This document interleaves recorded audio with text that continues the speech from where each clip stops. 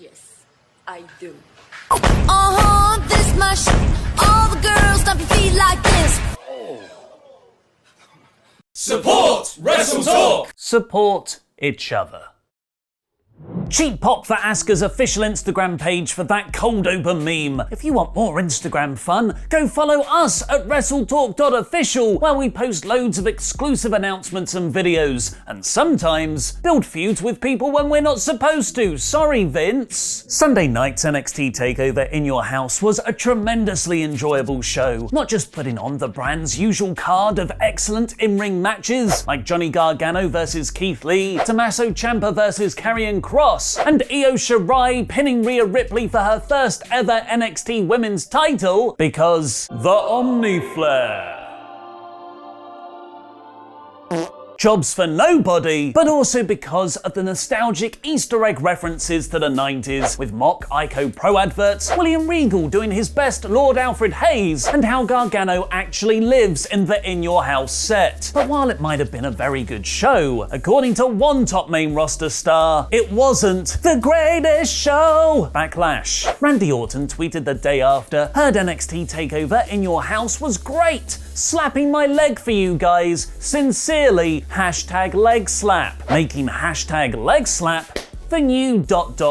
dive. Randy's latest way of ridiculing the modern indie style, which he's condemned before for being too full of multiple dives to the outside and slapping your leg with your hand to make superkicks sound more impactful, at the expense of in-ring psychology and selling. This angered NXT locker room leader Tommaso Ciampa, who replied saying he plays his daughter Randy Orton matches to help her get to sleep, signing off with, "Sincerely, #an entire locker room who busted their asses," instead of #80% headlocks. Orton shot back at Ciampa, tweeting, "Looks like I hurt the feelings of the self-appointed locker room leader of a wrestling school. Let me know what time #leg slap classes start so I can take my game to the next level," and even called out a fan who tweeted, "I heard Backlash will be terrible," quote replying them saying, "Yeah? Who said? It's a week from now, you Mark.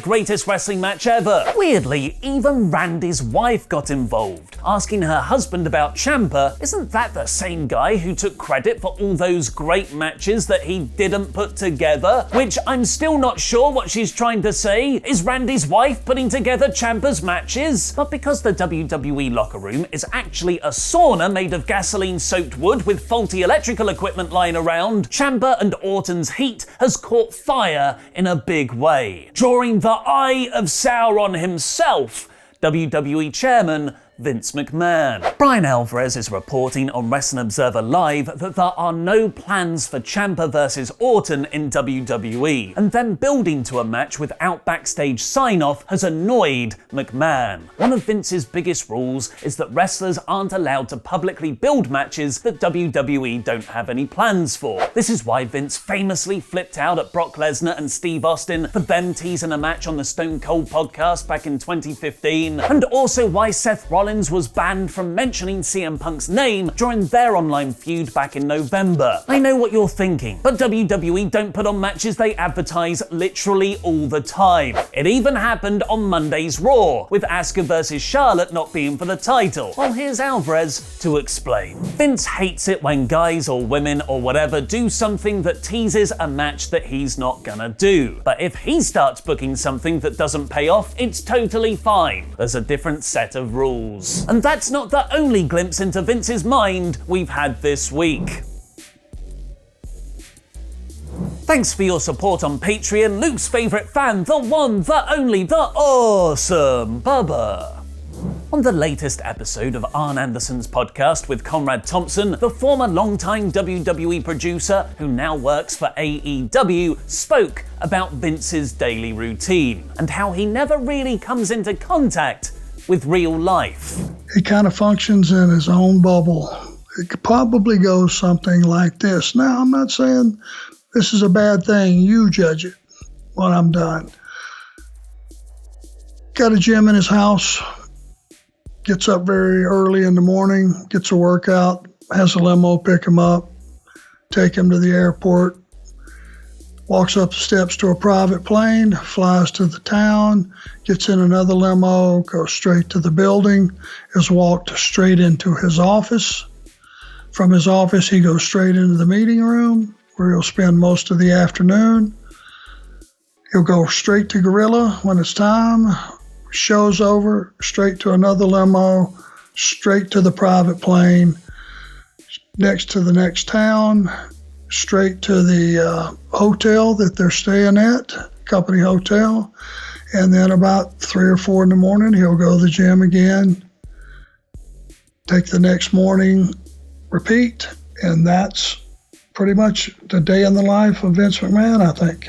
You can download the Arn podcast wherever you get your podcasts from. Just make sure to also subscribe to the WrestleTalk and Quizzlemania ones. But interestingly, that wasn't the only backstage WWE detail Arn let slip. Sami Zayn has been rumoured to rub people the wrong way in the locker room ever since he came into WWE, with some wrestlers growing frustrated with his close attention to detail for matches. And Arn, in his previous role as an agent in the company, the person responsible for making sure matches went to time and fit within the overall show style, found himself frequently having to reprimand Zayn. Sami is a little too headstrong. Sami believes in himself, but he also believes in his ideas. Maybe it's because I clashed with Sami. Sami and I clashed quite a few times over what he perceived to be small things, but I always believe the small things are the big things. I just don't think Sami is going to be patient enough or creative enough to be able to come up with a story that is completely different from the one you've been talking about all day. How dare he want to do the idea he's been working on all week and not the last minute changes the day of the show. There is also reportedly backstage heat on Sami for his refusal to work WWE tapings during the pandemic, despite being the Intercontinental Champion, which has seen him be stripped of the title and a tournament set up to crown someone else in his place. With so many giant egos vying for position at the top of the card, wrestling heat and backstage beef is an almost inevitable part of the industry, which is why we've literally written the book on it. Because before we get on with the rest of the episode, like Charlotte shooting on her WWE Overexposure, here's a message from our sponsors. Us. Be part of WrestleTalk publishing history by ordering our brand new ebook, Wrestling Heat, Real-Life Rivalries and Backstage Beef Exposed, with a foreword written by none other than Adam Blompier. Get ready to peer behind the curtain as we expose the shocking true stories and extraordinary tales about when wrestling gets real. Very real. Read all about the jaw-dropping backstage fights and personal beefs that wrestling promotions and wrestlers simply didn't want you to know. Get the ultimate insider information about wrestling matches going badly wrong, real-life brawls on the road, and crazy works that turned into even crazier shoots. Once you start reading, you won't want to tap out. Wrestling Heat features stories from throughout the ages, including everyone from Hulk Hogan and John Cena to Steve Austin and Shawn Michaels, and promotions from WWE and WCW to the AWA, ECW and Stampede Wrestling. If you're a fan of behind-the-scenes drama and wrestling at its wackiest and wildest, then this is the book for you. Wrestling Heat, Real-Life Rivalries and Backstage Beef Exposed is available right now on Amazon Kindle for just £5.99. Please go over and check that out, as it's our first ever book like this, and your support helps us out more than you can know. And if you do buy a copy, please leave a review on Amazon too. Maybe in a couple of years' time we'll have to do a volume 2 all on Charlotte Flair versus the WWE fan base.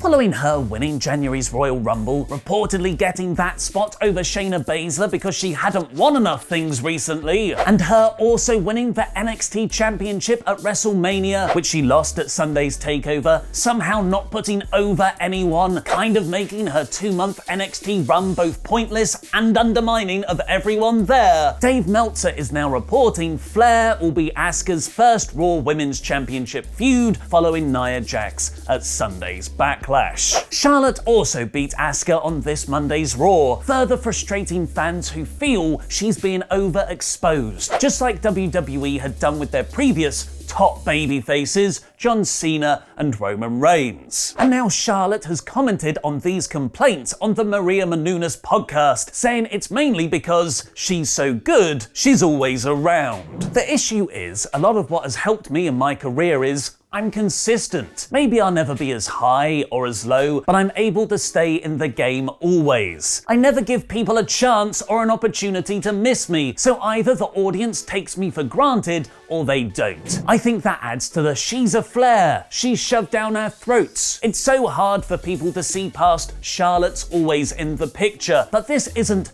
her storyline, she's a tool in the story they're trying to build. Joke.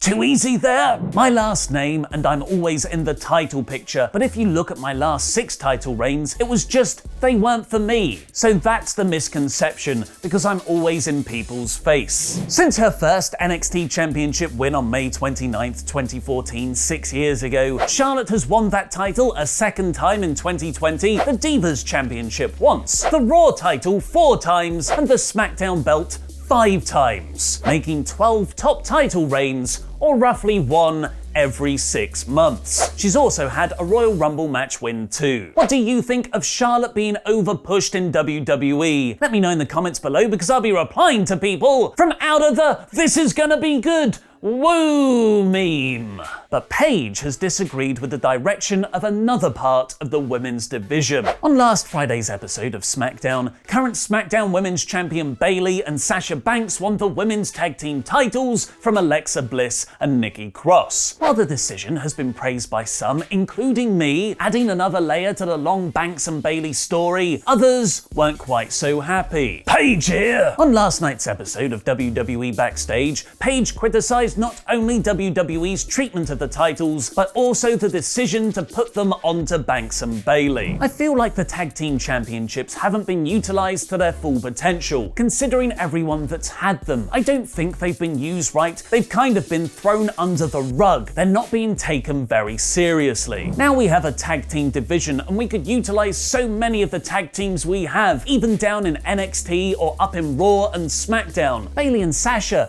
they're good. They're solid, we all love them, but let's try and build some other people. Other people like Charlotte Flair. It's the only women's belt she hasn't won. Find out what Luke, Laurie and I think is going to happen in our Backlash predictions video by clicking that on the right, and set your reminder for Quizzlemania 11 tonight by pressing the video beneath that, while you'll get to see Chris Van Vliet and Grand Pooh Bear compete against the champion Luke.